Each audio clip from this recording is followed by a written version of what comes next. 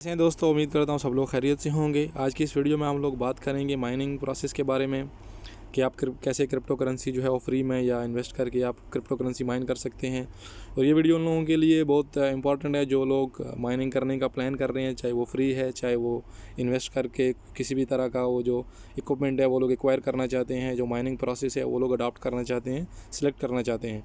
क्योंकि कोई भी जो ऑप्शंस अवेलेबल है मार्केट में वो सिलेक्शन से पहले हम लोगों के पास एक बेसिक नॉलेज होना चाहिए ताकि हम लोग राइट सिलेक्शन करें। क्योंकि हमारी जो ROI है, रिटर्न ऑफ इन्वेस्टमेंट है माइनिंग प्रोसेस पर स्पेशली, वो डिपेंड करती है कि आपने कौन सा जो माइनिंग प्रोसेस है वो चूज़ किया और मार्केट के लिहाज से कौन सा जो अभी प्रोसेस है वो मोस्ट प्रॉफिटेबल है।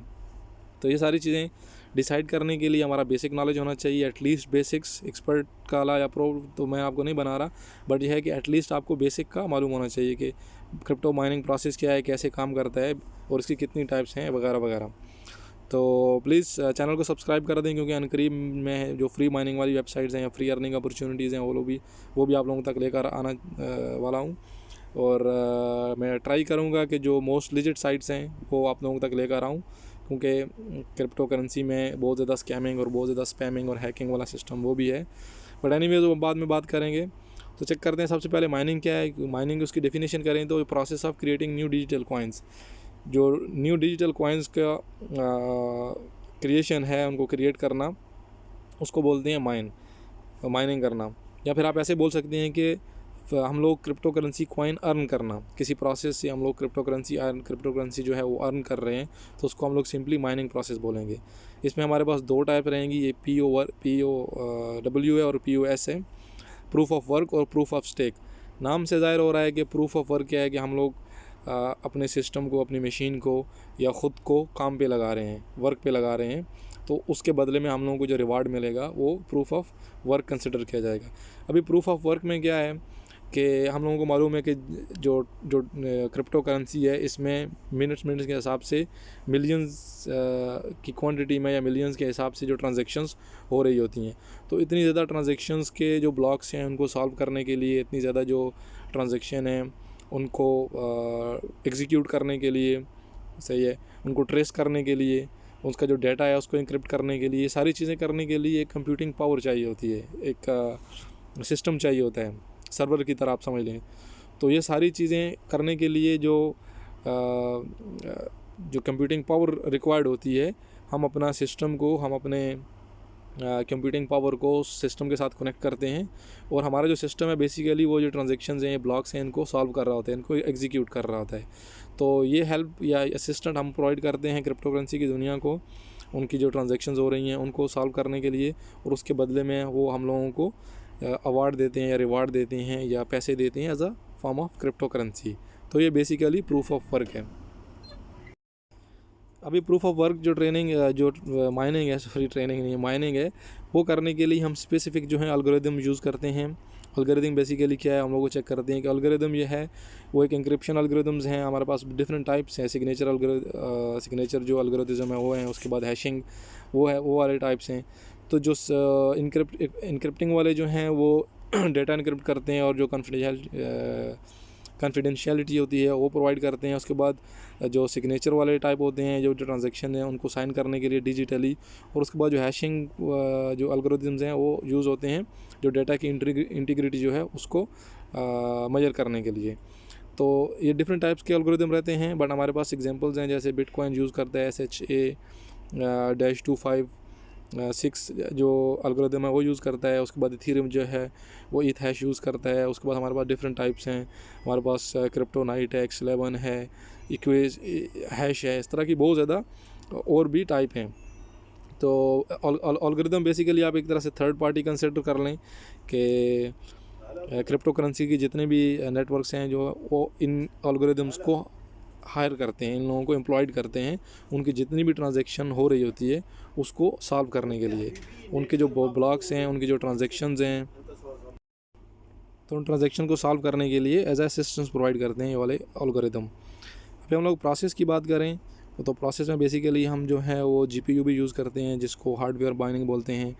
हमारे जो ग्राफिक कार्ड्स हैं हम लोग वो यूज़ करेंगे और माइनिंग करने के लिए। हमारे जो ग्राफिक कार्ड्स की बेसिकली पावर जो है वो कनेक्टेड रहेगी एक स्पेसिफिक जो एल्गोरिदम है, एक स्पेसिफिक जो माइनिंग पूल है उसके साथ, और उनको असिस्टेंट प्रोवाइड कर रहा होगा उनकी जितनी भी ट्रांजैक्शन और ब्लॉक्स हैं उनको सॉल्व करने के लिए, और उसके बदले में हम लोगों को देंगे।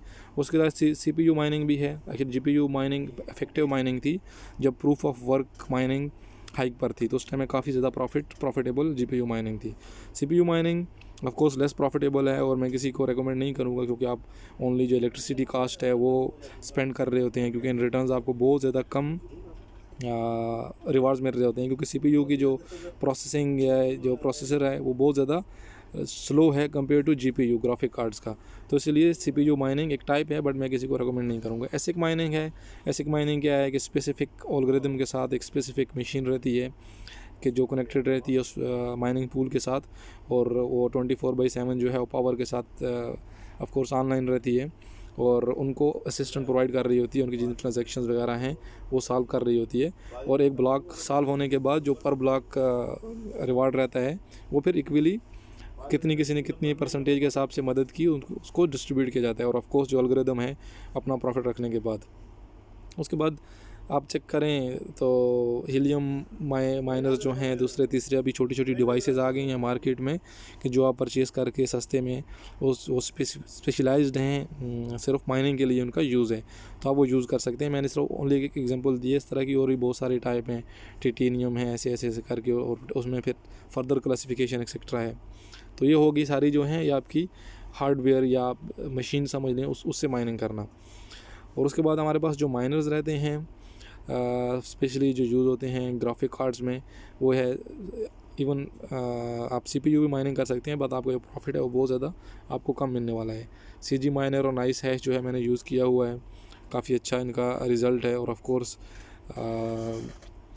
काफ़ी ज़्यादा फेमस भी है, बहुत ज़्यादा यूज़ होने वाले हैं। बट ये है कि आपके पास अगर ग्राफिक कार्ड रहें, GPU रहें, तो फिर आप इनको यूज़ करें। और फ़िलहाल क्रिप्टो माइनिंग जो है वो प्रोसेस चेंज हो रहा है, मोस्टली प्रूफ ऑफ स्टेक पर जा रहा है, तो इसलिए मैं किसी को रेकमेंड नहीं करूँगा कि अभी से वो बाई करे, बट फिर भी आप खुद और स्टडी भी कर सकते हैं और चेक भी कर सकते हैं, और अगर आपको ऐसा लगे तो फिर आप बाई करके यूज़ कर सकते हैं। बट यह कि जो CG माइनर है, जो एक्सपीरियंस लोग हैं उन लोगों के लिए बेस्ट है।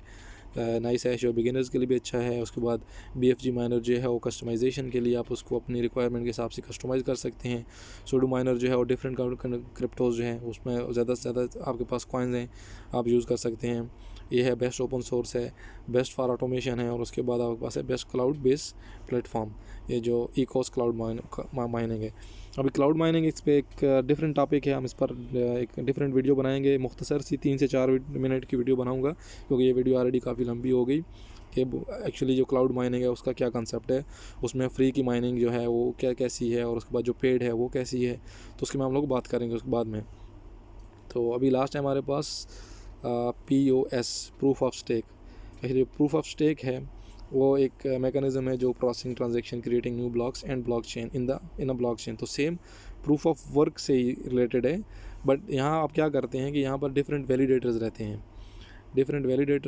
जो वैलिडेटर्स जो अपनी जितनी ट्रांजैक्शंस हैं उनको कंफर्म करने के लिए, इनको साइन करने के लिए, सिक्योरिटी पर्पस के लिए, और जो कॉन्फिडेंशियलिटी है उसको मेंटेन करने के लिए वैलिडेटर्स यूज़ होते हैं। तो जो माइनर्स हैं बेसिकली क्या करते हैं, उनके जो फंड्स हैं उनको वो लोग स्टेक करते हैं उधर।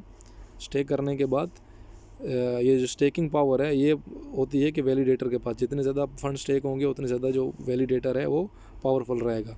अभी वैलिडेटर जो है वो ट्रांजैक्शन साइन करेगा, वैलिडेट करेगा, सॉल्व करेगा, और जब एक ब्लॉक सॉल्व हो जाएगा उसके बाद उसको जो रिवार्ड मिलेगा वो रिवार्ड फिर इक्वली वो आपका जितना शेयर था शेयर के हिसाब से, परसेंटेज के हिसाब से डिस्ट्रीब्यूशन हो जाएगा।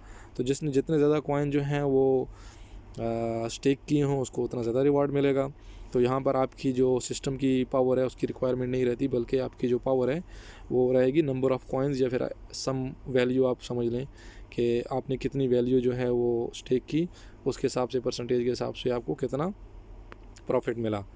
तो प्रूफ ऑफ स्टेक फ़िलहाल न्यू अडॉप्शन है क्रिप्टो करेंसी में। मोस्ट ऑफ द कॉइन्स जो हैं वो भी मूव कर रहे हैं। इवन आपने सुना होगा कि जो एथेरियम है वो भी प्रूफ ऑफ वर्क से, पहले प्रूफ ऑफ वर्क था, अभी प्रूफ ऑफ स्टेक की तरफ जो है वो माइग्रेट कर रहे हैं, उनकी माइग्रेशन हो रही है।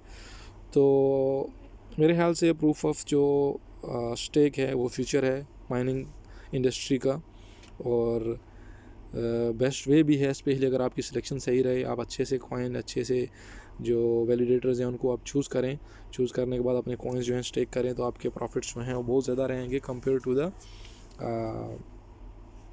Proof of work mining.